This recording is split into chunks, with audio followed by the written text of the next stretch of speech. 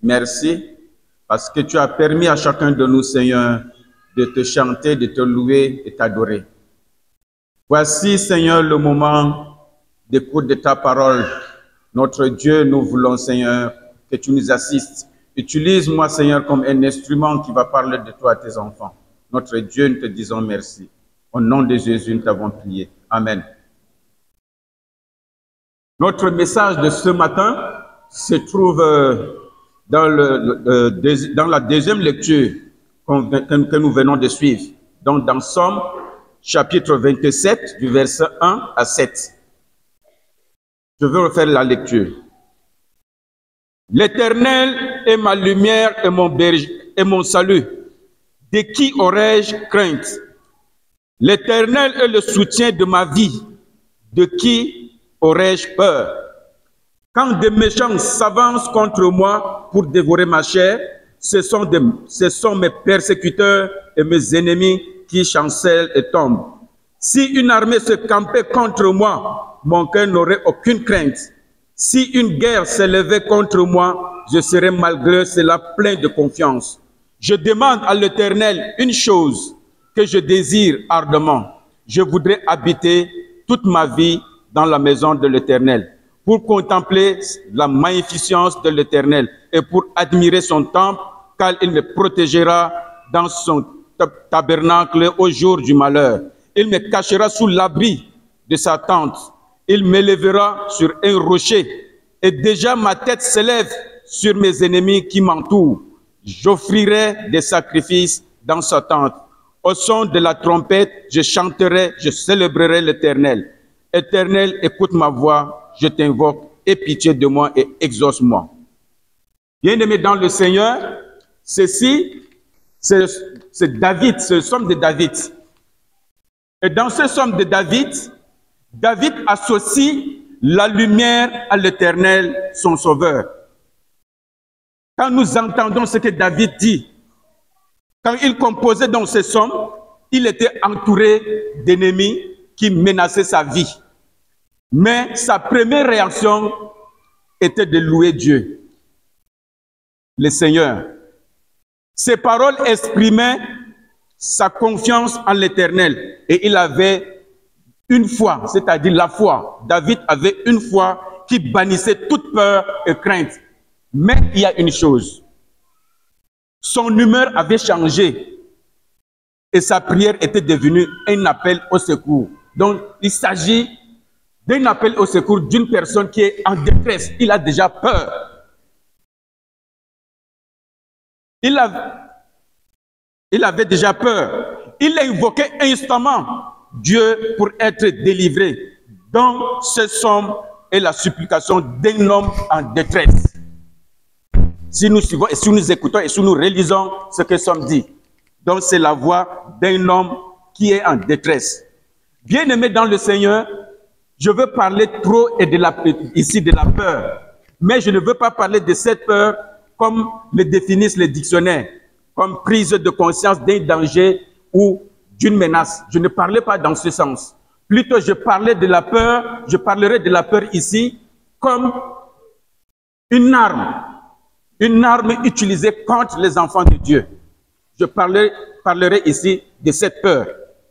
La peur est l'une des armes la plus redoutable que l'ennemi utilise pour paralyser ou avorter la destinée des enfants de Dieu. Elle est l'arme principale utilisée par le prince de la puissance du ténèbre, c'est-à-dire par le diable. Je parle donc de la peur. Elle est utilisée par le prince de la puissance du ténèbre. Ce prince gêne les enfants de Dieu de différentes manières et de toutes sortes de phobies. Donc je parle de la peur. Il menace, le diable fait peur aux enfants de Dieu de différentes manières, telles que les maladies, les morts brutales, des échecs et des divisions, et surtout même dans ce monde que nous vivons. Bien-aimés dans le Seigneur, nous devions donc être des chrétiens convaincus. Mais notre Dieu ne nous a pas laissés dans cette détresse. Dieu nous a armés et nous a donné des antidotes contre cette peur ou bien cette phobie. Il nous a donné des antidotes tels que l'esprit de force, l'amour, la sagesse, la parole de Dieu, etc. Beaucoup d'autres choses que Dieu nous a données pour convaincre cette peur. Donc, il est impossible d'être avec Dieu en laissant nos pensées être envahies par l'anxiété, puisque l'anxiété même est un parent proche de la peur. L'anxiété que vous voyez, c'est un parent proche de la peur. Donc, si nous autorisons donc l'anxiété à demeurer en nous, ce que nous sommes en train de garantir une vie de misère et de détresse. Si nous autorisons vraiment l'anxiété demeurer en nous, ce que nous sommes en train de garantir une vie de misère et de détresse. Le fait même déjà de savoir que Dieu est notre refuge nous permet de lui faire confiance plus librement. Nous ne devons pas craindre les situations ou les personnes qui menacent notre vie. Nous ne devons pas craindre ces personnes qui menacent notre bien-être, que ce soit physique ou spirituel. Ces personnes qui menacent notre vie physique ou spirituelle, nous ne devions donc pas les craindre. Nous devions donc comprendre que aucune situation à laquelle nous sommes confrontés n'échappe au contrôle de notre Dieu. Aucune situation n'échappe au Dieu, à notre Dieu. Parce que nous vivons dans ce monde. Je sais que nous sommes ici tous du côté du septentrion. Nous sommes peut-être à 90-98%. Pourquoi ne pas dire 100%? Nous connaissons le septentrion. Beaucoup d'entre nous, ou bien ceux qui sont ici, qui sortent du septentrion, il y a des gens qui ne partent même plus dans leur village. De peur d'être menacés, peur d'être attaqués par des sorciers, peur d'être la misérable causée par des sorciers.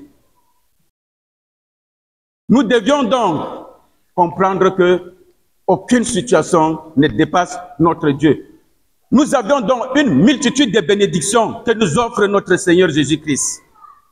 C'est d'être libérés de la peur, même si nous sommes effrayés. Nous savons que nous pouvons aller de l'avant et agir. Tant qu'on est avec Dieu, même si la peur est là, nous pouvions aller de l'avant et agir.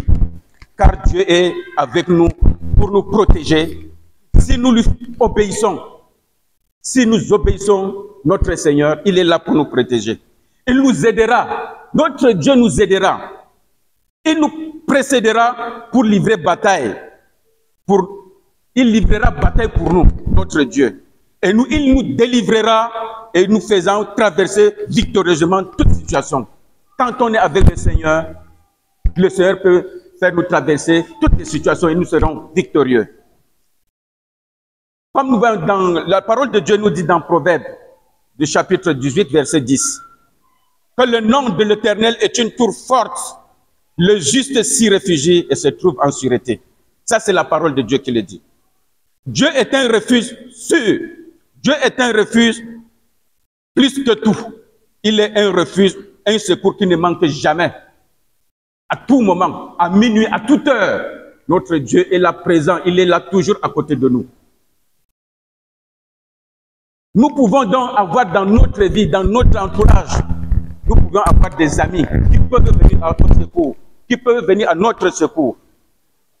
Mais ils ne peuvent pas faire parce que à un moment, il y aura des situations, il y aura des circonstances dans lesquelles ils ne pourront pas nous apporter cette aide. Mais ce n'est pas le cas avec Dieu. Ce n'est pas le cas avec notre Dieu. Si vous aviez un sentiment d'avoir raté certaines choses dans votre vie à cause de la peur, vous pouviez déjà apprendre à gérer et à surmonter cette crainte. Vous pouviez déjà surmonter cette crainte parce que nous savions déjà que notre Dieu est un Dieu de refuge. Il est un Dieu d'amour. Il est un Dieu qui aime ses enfants. La parole de Dieu nous dit ceci dans Jérémie 17, chapitre 7, du verset 8. Béni soit l'homme qui fait confiance à l'Éternel et qui place son espérance en lui. Il ressemble à un arbre planté près de l'eau qui étend ses racines de la cour d'eau. Il ne s'aperçoit pas la venue de la chaleur et son feuillage reste toujours vert. Lors d'une année de sécheresse, il ne redoute de rien et il ne cesse pas de porter le fruit. Comme j'étais en train de dire, et je l'avais déjà dit ici, là, nous sommes tous du septentrion. Je peux dire à 98%. Nous connaissons ce qu'on appelle maillot ou rivière. Il y a toujours des plantes, il y a toujours des arbres tout au long, c'est-à-dire au bord de cette rivière ou bien au bord de ce maillot. Et quand nous observons, surtout le mois de mars, je crois que le mois de mars chez nous, il fait tellement chaud. Il y a même certains arbres qui sont dans des zones arides, perdent leurs feuilles. Mais les arbres qui sont donc à côté, ou bien au bord des rivières, ou bien des maillots, gardent toujours leur feuillage, toujours vert. Pourquoi ils gardent leur feuillage vert? Parce qu'il y a de l'humidité. Il y a de l'humidité au sol. Et quand tu te rends même sous l'ombre de cet arbre, nous sommes à l'aise. Il y a de la fraîcheur. Et ceci donc veut nous donc dire, bien-aimés, que c'est auprès de Dieu, que c'est auprès de Dieu, dans les voies de Dieu, que se trouvent les bénédictions, la force qui nous est nécessaire. Quand on est avec Dieu, nous trouvons tout. Nous trouvons donc des bénédictions et des forces qui nous sont nécessaires. David nous dit ceci dans son psaume. Il reconnaît que le Seigneur était sa lumière. Il avait compris que le Seigneur était tout pour lui, que c'est lui qui le gardait, il le dirigeait dans chaque situation. Il donnait de la sagesse, il lui donnait de la sagesse et du discernement, il lui procurait de la joie et de la paix. Je crois que nous tous, nous connaissons l'histoire de David. Nous tous, nous connaissons l'histoire de David. Et surtout, devant les Philistins, le géant Goliath, l'homme de 2,90 m. Nous connaissons l'histoire de David. Et David savait déjà qu'il était avec Dieu. Dieu était son secours. Dieu, il était son refuge, raison pour laquelle David a pu convaincre le géant Goliath. Bien-aimés, nous devons donc comprendre que le Seigneur est notre salut dans toutes les circonstances. Dieu est notre sauveur, capable de nous protéger du mal et du danger, de la crainte, de la tourmente, de l'incertitude, de l'inquiétude et des attaques du diable. Dieu est notre sauveur dans tout ce que nous faisons sur terre. Même si nous sommes en danger, si nous prenons Dieu comme notre sauveur, notre refuge, je crois que nous serons à l'abri de ces dangers. Et rien ne nous arrivera. Nous devons donc avoir aucune peur ni aucune faiblesse. Dieu nous permettra de surmonter toutes ces épreuves auxquelles nous sommes confrontés. Et il nous orientera sur toutes les manières. Notre Dieu va agir, il va nous donner de la puissance, de la capacité de le faire, car il est un Dieu d'amour. Il est un Dieu d'amour. C'est un Dieu qui ne refuse rien à ses enfants. Un Dieu qui ne refuse rien à ses enfants. Parce qu'il est Dieu d'amour. Nous devions donc demander à notre Dieu, au nom de Jésus-Christ, d'être notre refuge. Laissons l'affaire d'aller suivre les idoles de gauche à droite. Parce que ici même, en tant qu'enfants de Dieu, nous rencontrons souvent des personnes, quand ils sont dépassés, au lieu de s'avancer et d'aller vers Dieu, ils partent plutôt rencontrer, ou ils partent voir les marabouts. Ils sont là. Il y a des gens qui sont là, des chrétiens, qui savent que quand ils sont en danger, ils voient que Dieu ne peut plus rien faire pour eux. Même prier pour eux, même ils n'arrivent pas. Ils veulent que quelqu'un d'autre peut quitter et venir prier à leur place. Il faut prier ton Dieu. Dieu est ton refuge. Demande de l'aide à notre Seigneur. Il viendra. Le Seigneur viendra à l'aide. Ne confondons pas certaines choses. Si nous venons à l'église, évitons de suivre souvent 2 lièvres à fois, comme disent les Français.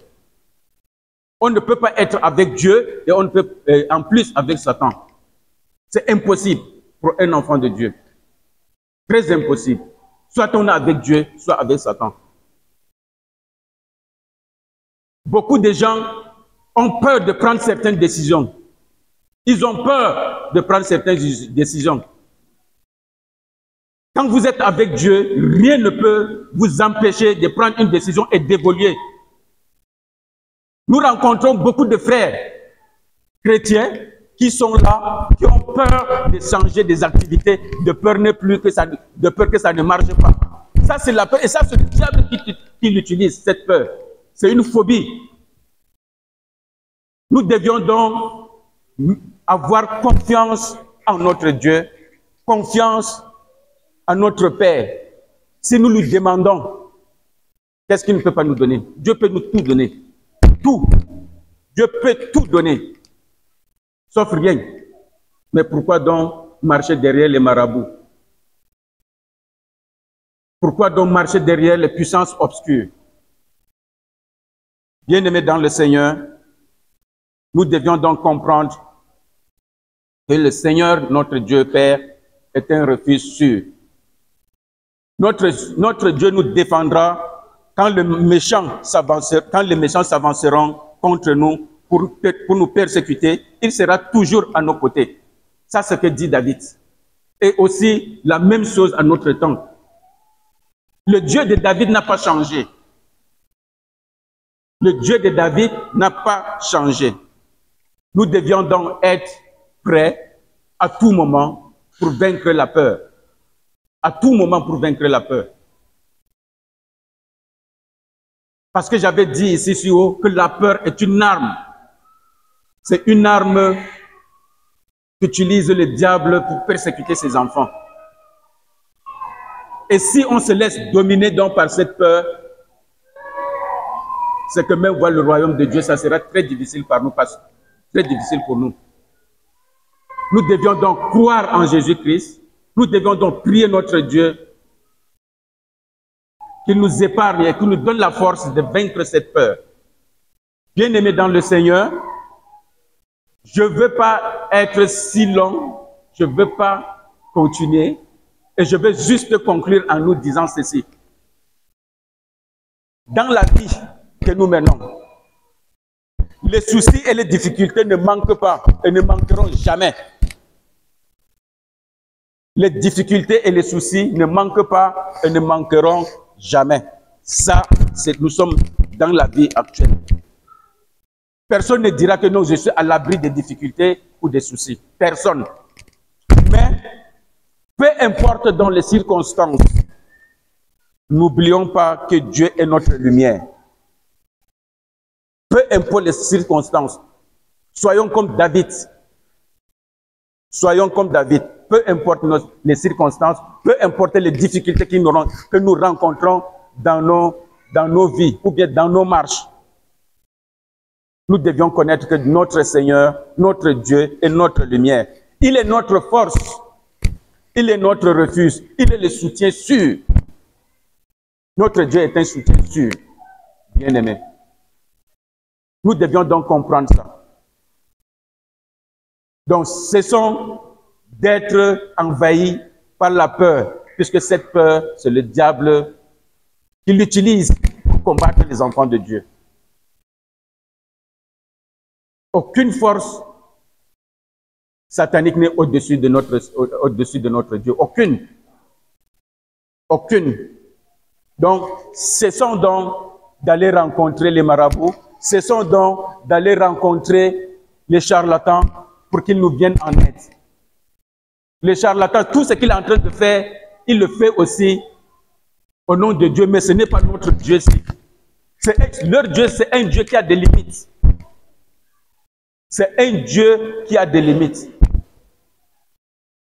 Nous devions donc cesser d'être en relation avec le diable à travers les charlatans, à travers les marabouts.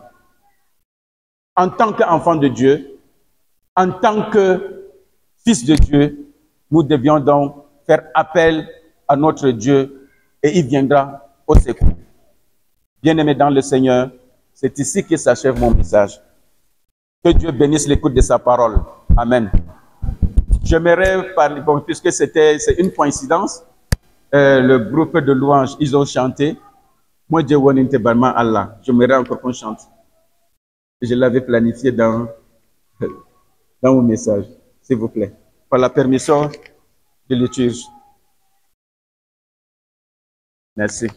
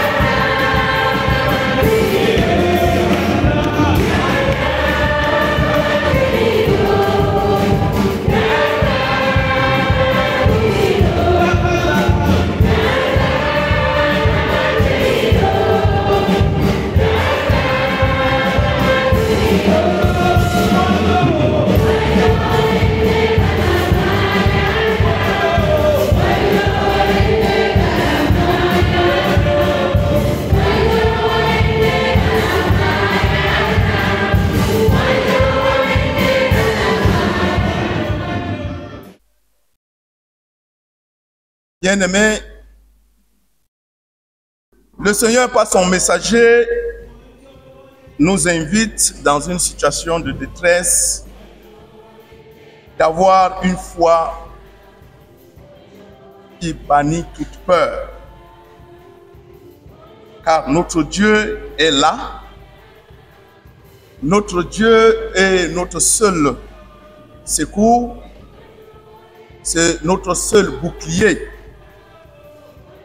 c'est notre seul réconfort. Nous avons donc besoin de prier pour que l'Éternel, lui qui met en l'homme le vouloir et le faire, puisse nous donner l'esprit de force, puisse nous donner l'esprit de la sagesse.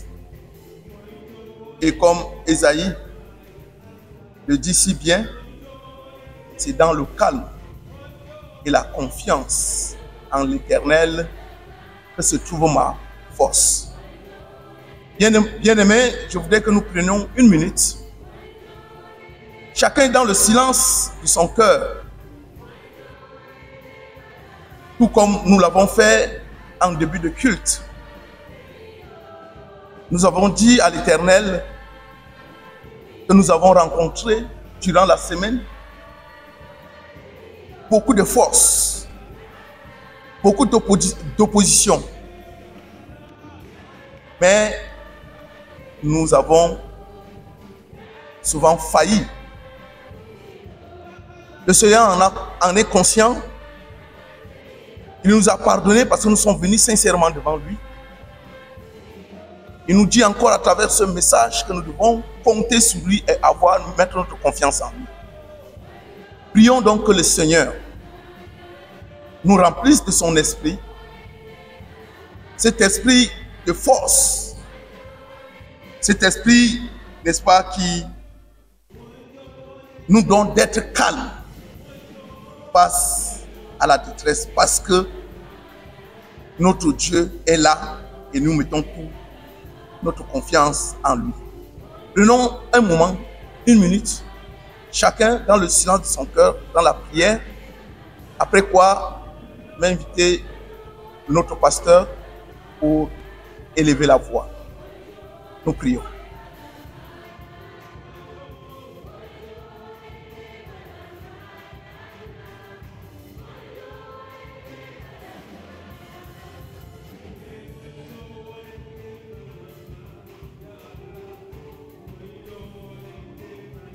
Parce que rien n'est au-dessus de toi.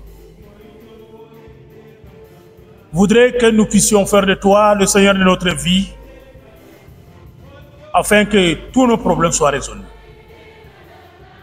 Le problème est que nous sommes tellement limités, le degré de notre foi est tellement limité que nous n'arrivons pas à nous remettre entièrement entre tes mains. Seigneur, en ce moment, par cette parole que nous venons d'écouter, nous te prions donc afin que tu puisses donner à chacun d'entre nous ici présent de se confier à toi et de dire que toi tu es son refuge et son bouclier. C'est un moment de témoignage pour celui ou celle-là qui voudrait s'exprimer. L'occasion est donnée. Témoignage.